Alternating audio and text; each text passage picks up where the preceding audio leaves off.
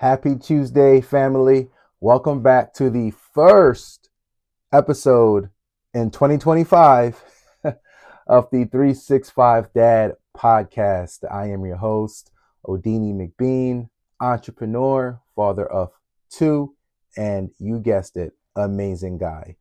I'm really feeling rejuvenated. The candle is way too close to the laptop.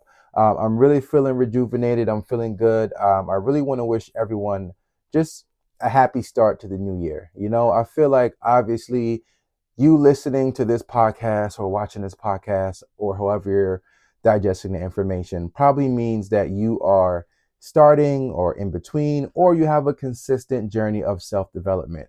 And this week, this first week or so of the new year, I know is like overwhelming for folks like us. So I just want to invite you to take some time during these first couple weeks of the year to relax, right? To just ease into whatever feels good, right? Because I'm well aware of the daunting task of self development in the new year, in the beginning of the new year. So just treat every day like it's a new life when you wake up for the next few weeks and see if you can carry that over instead of just making it just one big thing, right? Just treat every day as its own experience. And I think that'll help us all. So I'm excited for this new year, man. I got a lot of good content planned. Have a lot of good topics that I want to speak on. So I'm actually really excited for this podcast going into 2025 and beyond. So today's topic, we are talking about the importance of giving yourself some grace while you're trying to cultivate a mindfulness practice. So what that means is, right? Hey, I want to start journaling. I saw this dude Odini. I listened to his podcast, and he said my fatherhood journey can be a lot better if I start journaling, especially with the 365 Dad Journal. Shameless plug, but hey, it's worth it. And he told me I could start journaling.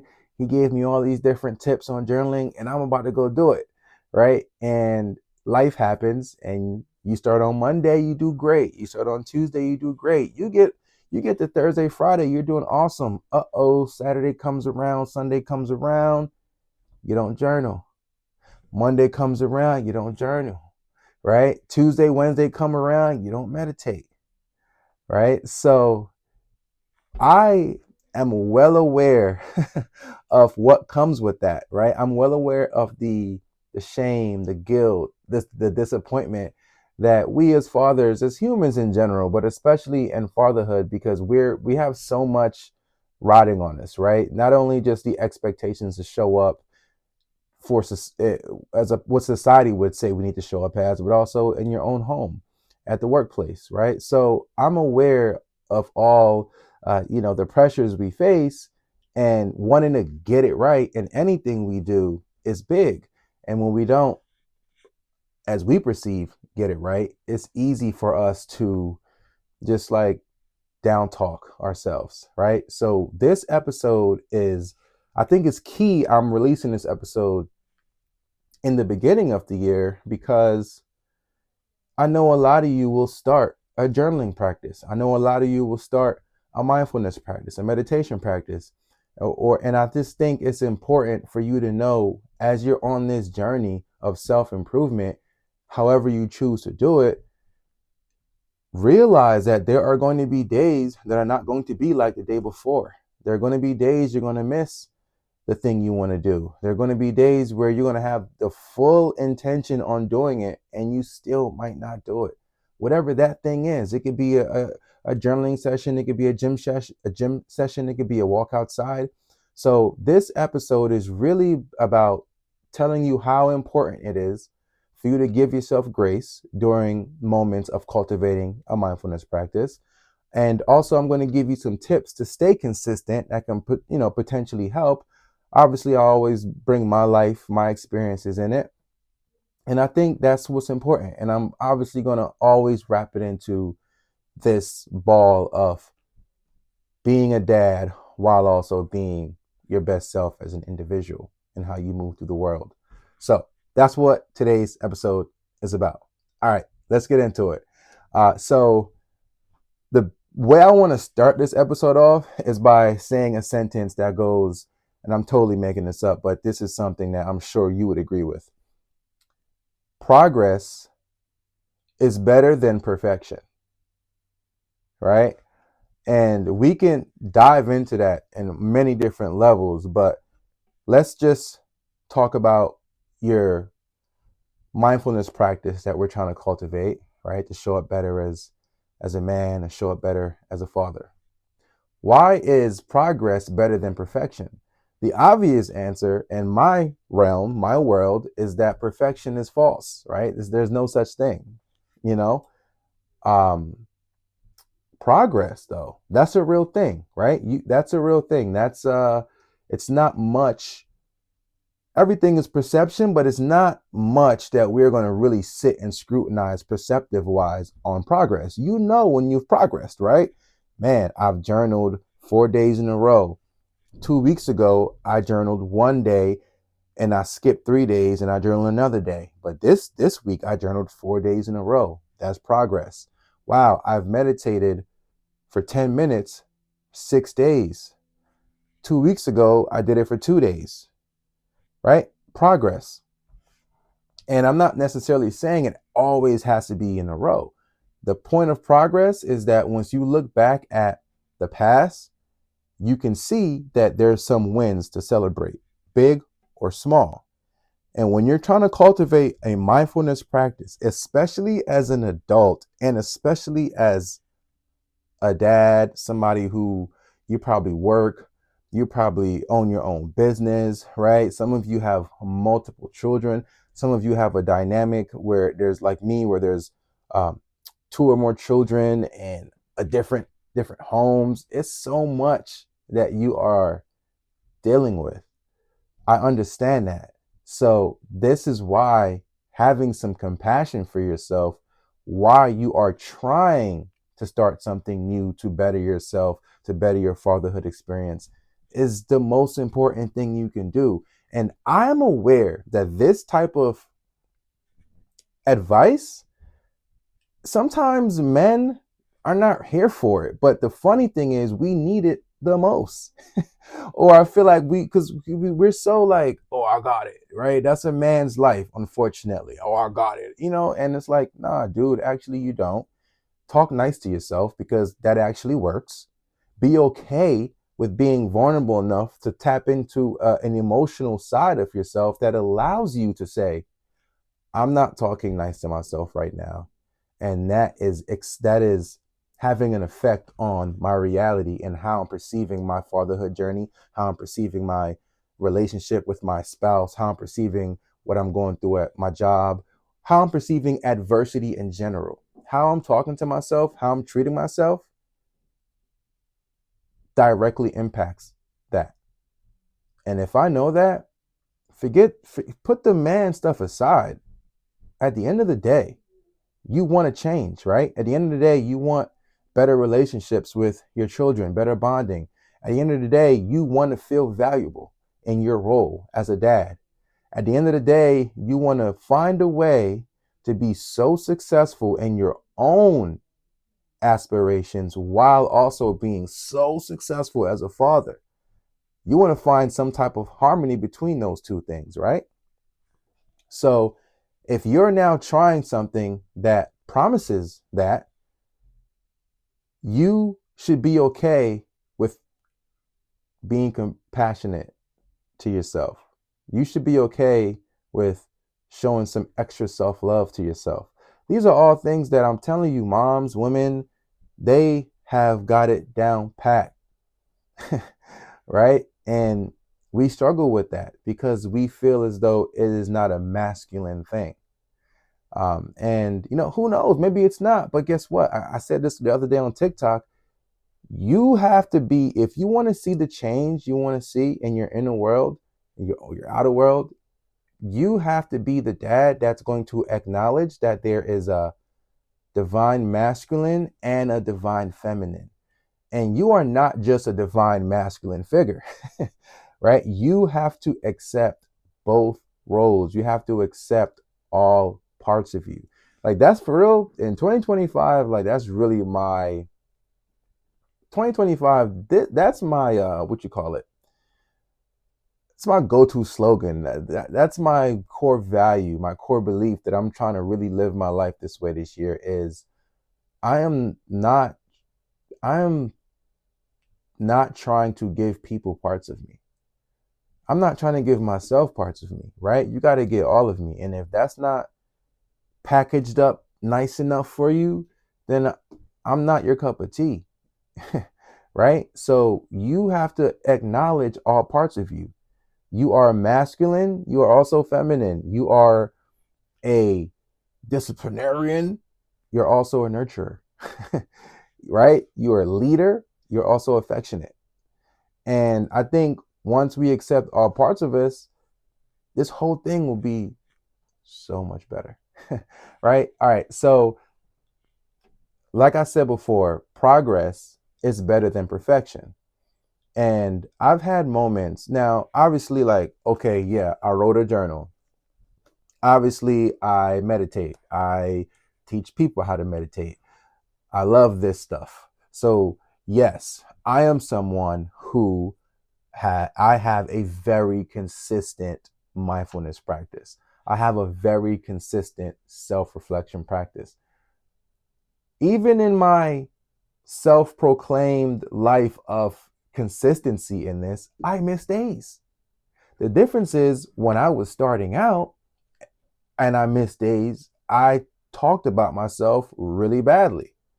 And what do you think that did? All that did was prove to my subconscious that the stuff I'm saying about myself is right.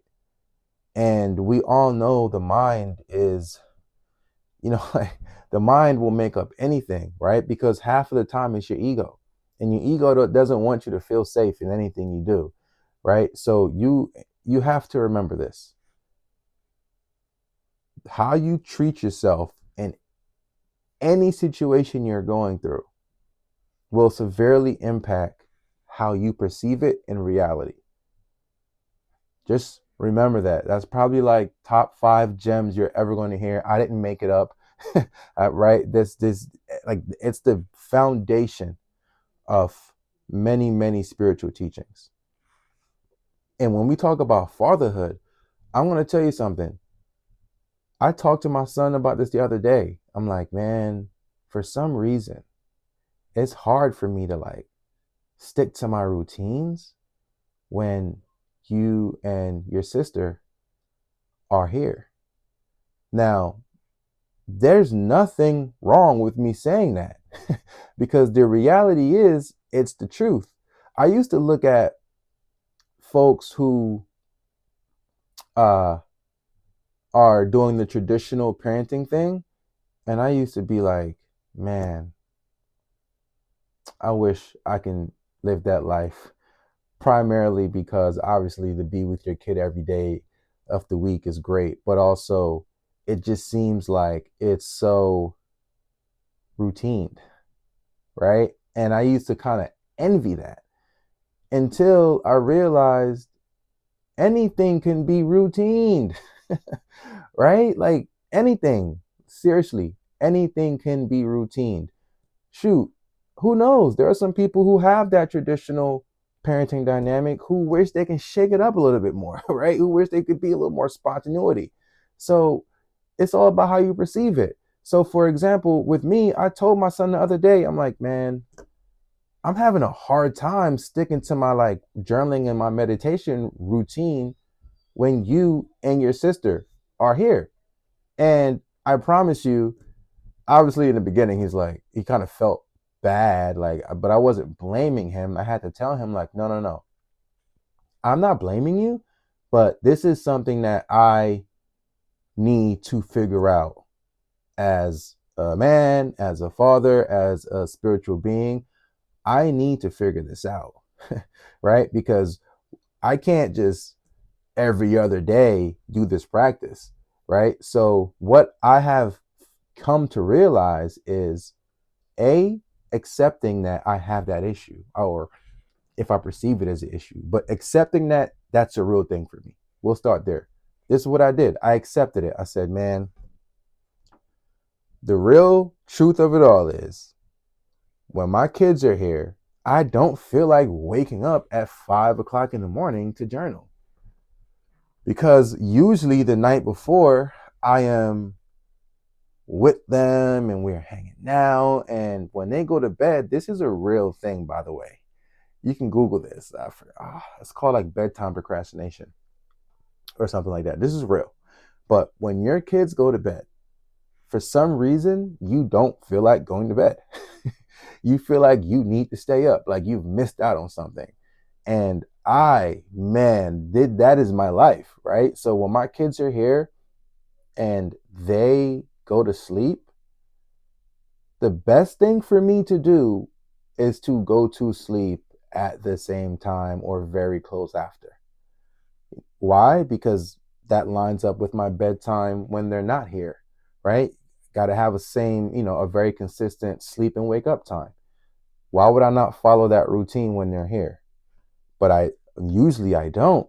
But I realized like, okay, this is something I need to fix. But the first thing I did was acknowledge it and accepted it and also verbalized it. Literally told my son, I'm like, bro, like, this is not me. I'm not blaming you, but I'm realizing, I'm acknowledging this.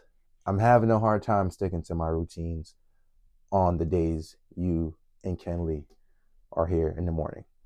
And so I'm like, but I'm going to fix it. Right?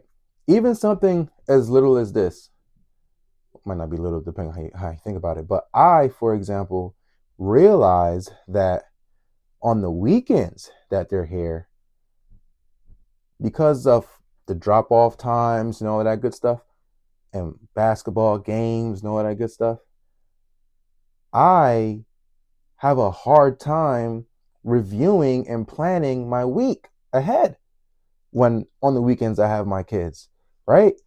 Because by the time I do drop off and I come back, it's like 8 o'clock, like 7:30, 8 o'clock. I gotta cook or like whatever the case may be. I'm like, oh, I know what I can do. I'm gonna schedule out on the Fridays that I have them for the weekend.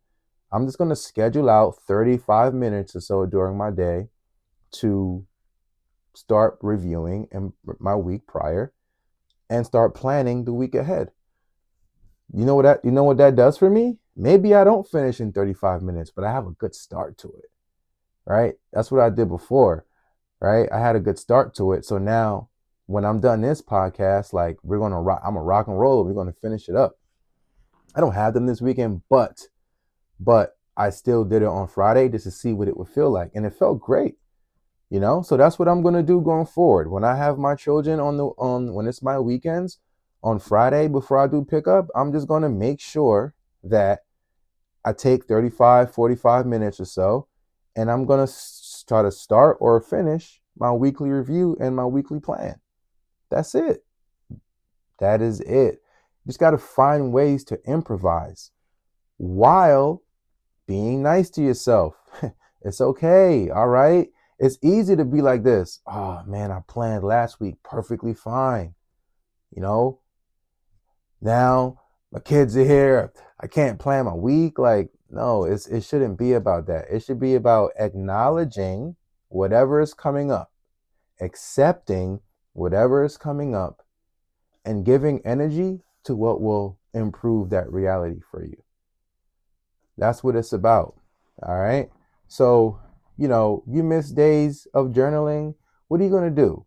You can't relive the day, right? The only thing we have is now, right? Because even when the future comes to us, it's called now.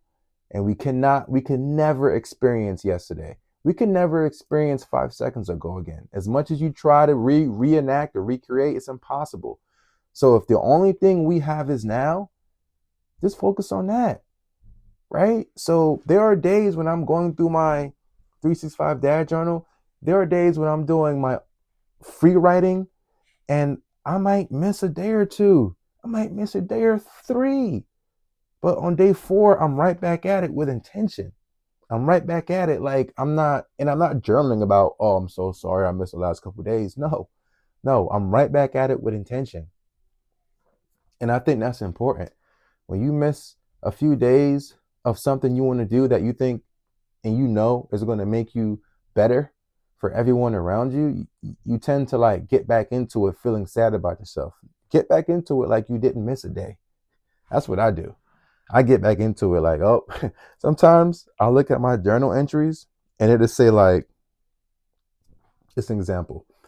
The last page would be like, let's say like September 10th. And now when I'm about to journal, I realize it's like September 14th. I have that brief moment in my mind where I'm like, damn, it's 4 days. But like the old me would have like stayed in that energy field of missing 4 days. I would have stayed there for like a lot longer. Right now, I acknowledge it. Sometimes I chuckle. I'm like, oh, guess I was busy. Like, you know what I mean? I guess life was happening to me. Life it doesn't happen to you; it happens for you. But you get what I'm saying. Let's be relatable, right? So, all right. Uh, you need a clear intention. I spoke on that. So here are some things that I came up with that can help you when it comes to, feeling inconsistent. Some things that can help you with consistency when you're cultivating a mindfulness practice. So I would, and this is in no order or order of importance or anything like that, but I would say starting small is an obvious thing, right? So what that means is, for example, it's going to sound like a plug, but this is just real life here. This journal, right? If you're on YouTube, you can see this journal. I'm holding up my 365 dad journal. If I'm going to a random page here, okay? It says, what fears do you continually have in fatherhood? What makes you anxious about being a dad? All right. So there's something about this journey of being a dad that makes us a little anxious. We have some fears around it.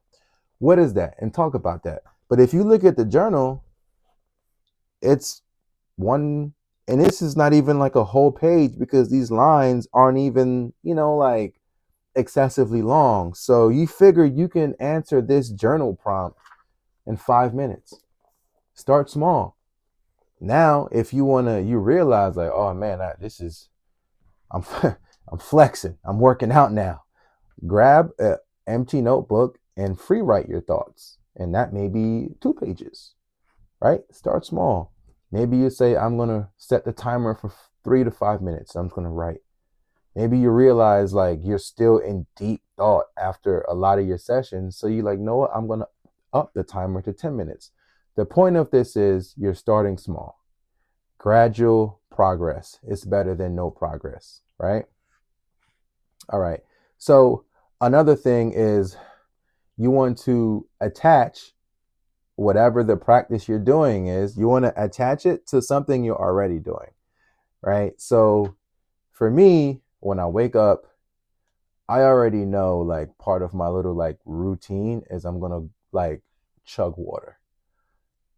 After I chug water, I am immediately sitting on my meditation cushions.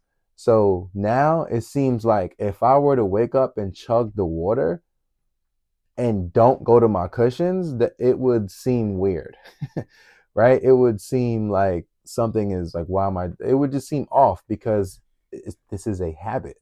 And when you develop a habit, sometimes, sometimes this is not a good thing, but you're doing things on autopilot. So for me, when I wake up and I chug the water, my body just knows to go sit on my meditation cushions. So I have attached my meditation practice with chugging water. And you can make that work for you any way you can, right? So once again, just attach it to something that you're already doing. Another thing is, and this isn't anything, this is with everything in life, I would say, quality over quantity, right? Quality over quantity. Okay. Once again, if you this is a great example. Let's say you are trying to start a meditation practice, and for some reason you want to jump out the window the first week of meditation and you want to meditate for 25 minutes, right? And when you start this meditation practice, you realize that people in your home after the first 15 minutes are moving around now. Whatever time it may be, like your child is in the other room, your spouse, whoever, your house is now much more active and louder than it was your first 5 to 10 minutes of your session. I assure you, those first 5 to 10 minutes of quality silence did a lot more for you than the last 10 to 15 minutes, right? So it's very important for you to know that quality is better than quantity when it comes to cultivating a mindfulness practice, especially as a father who probably has so many responsibilities, right? So when you're at work and your boss gives you a thing to do, I assure you, if you give 10 reports that are trash versus a few reports and you ask for some grace and an extension of time, but those first few reports that you hand in are immaculate, you're in a much better position metrics wise. I assure you. I know I don't work where you work, but you get the point I'm trying to say. Quality over quantity. My biggest thing with my children is I want the time we spend together to be of quality. And I just think that's so important, right? So important. So when you looking at your mindfulness practice, just think about it that way. Like, all right, if I can get 5 to 10 minutes of solid reflection in, that's great for me, right? Right now, I'm not trying to be Buddha. Right now, I'm not trying to be Marcus Aurelius. Like, right now, I'm not trying to be the greatest self-awareness and self-reflection people that to walk planet Earth. I'm not trying to be that today. All I'm trying to do is be better, right? So the fact that you showed up and put some time in is better than you showing up and putting a ton of time in that doesn't give you any substance. All right. Um, Another thing I would say, and this is something that I think is clutch, accountability, right? Call up another dad, you know, yo, I'm about to start journaling. I'm trying to do maybe like a 10-day streak. You trying to do it with me? Boom. Yo, talk to if you have a spouse. Hey, babe, I'm going to try journaling. I want to do every day for 5 minutes for the next 10, 15 days. Uh, who says 10, 15 days, right? Like, no one says that. Whatever. I'm trying to do this new thing. Can you help me? When you realize that I may need some extra motivation, can you help me? Right? I go to the gym. I'm a gym rat, but I can recall I was in a relationship some years ago, and my partner and I at the time, we were in the gym together consistently, nonstop. That's the best I've ever looked. I think I look really great right now. But what I'm saying is, in my perception, my eyes, the best I've ever looked was when I had accountability in the gym, right? Because me and my girlfriend at that time were like gym rats together. Right now, it's much easier for me to not show up. It's easier for me to not show up because I don't have that real accountability, right? I just locked in with my homeboy a couple weeks ago. I think he just got injured, but the point is, it's much easier for you to not follow through on a thing if you don't have some sort of like accountability there. Yeah, and I mean the last thing is this is kind of what the overarching theme is give yourself some grace. right? Give yourself some grace. You're not going to get it right every single time. You're not going to be uh, a hard, a hardwired machine.